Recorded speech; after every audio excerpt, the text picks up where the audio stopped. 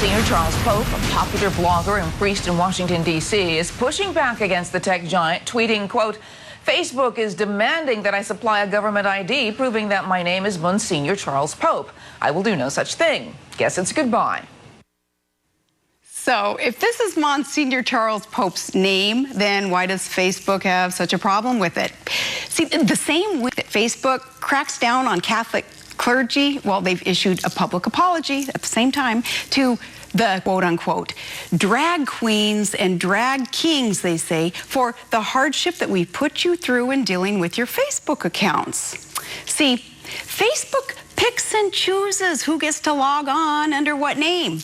They don't let priests log on using their names, but they do make an extra effort to welcome others. Well, Facebook owner Mark Zuckerberg, he is stinking rich, and it's because we drive traffic to Facebook and his wallet. And then he turns around and he donates millions to liberal causes.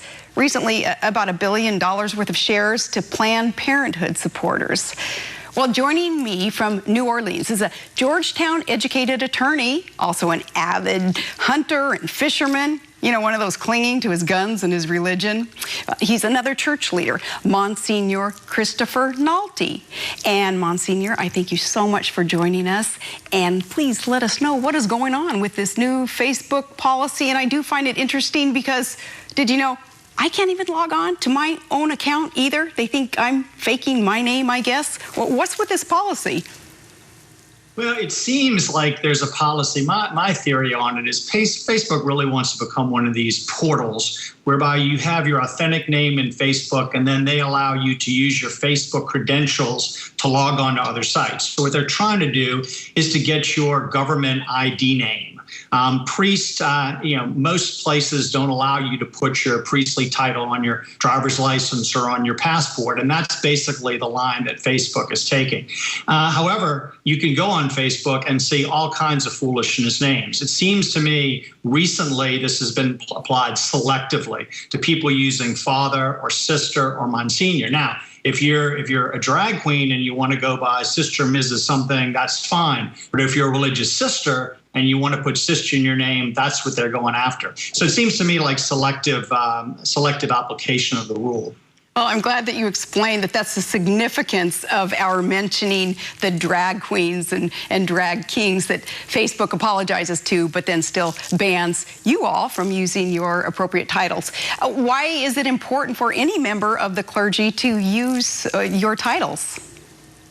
Well, you know, for us as members of the clergy, we don't see it as just a title. We really see it as our identity, our priestly identity or religious identity. It's a commitment that we make that would be like before when I practiced law, attorney Christopher Nolte or Christopher Nolte Esquire, that just connotes what I do. But whereas priests and religious really see it as who they are. And so my identity as a priest, now I have an honorific title, Monsignor, and that title was given to me directly by the Holy Father. So that has significance to me, that it was by using that title, I'm recognizing this honorary title that the Holy Father gave me. But it goes to our identity. And the truth is, if Facebook really wants us to use our name on Facebook that we go by every day, everybody calls me Monsignor Nolte, right? My mom and maybe my sisters will call me Christopher. Some of my old friends will call me worse, but I go by Monsignor Nolte. That's who I am, okay? Oh, thank you for explaining that further, that is your identity. I hear that you and others are tempted to quit Facebook if they don't change their ways. Really? You bail from Facebook? Yeah, well, the truth is that nowadays there's a lot of social media sites. I originally got on Facebook primarily just to see things that my friends had put up. After a while, and once I got an iPad, it made it very easily to scan. I can like news outlets and I can use it like a news feed. And I found it's good for evangelization. But the truth is they're not the only game in town these days. And if Facebook wants to drive people like me and other priests and religious away, we'll find another way. In fact, somebody sent me recently about a new social page just for Catholics called Awestruck TV, awestruck.tv. And it's basically a Facebook model, but it's people, who are talking primarily about Catholic issues. And that's kind of what I go on there. I want hard news. I want what's going on in the country, and I want to know what's going on in the church, not just in the United States, but around the world. And Facebook has allowed me to do that. But if they drive me off by having me go by a title without my title, which is not how I go to day, I'm sure a lot of us will leave. I mean, I've talked to a number of priests. One of my priest friends from Connecticut got shut out yesterday.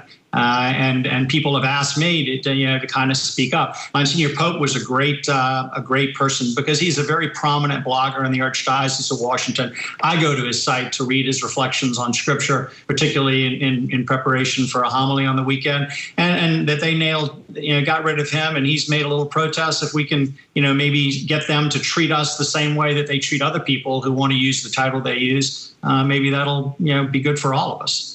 Yeah, I thought, well, when I first heard the story, well, maybe Facebook has a problem with Monsignor Pope because they thought, no, the name is, too coincidental. It's providential, it's prophetic, right? The name Pope as a Catholic leader. So I thought they were just messing around with it. So interesting to hear that, nope, it's not just Charles Pope.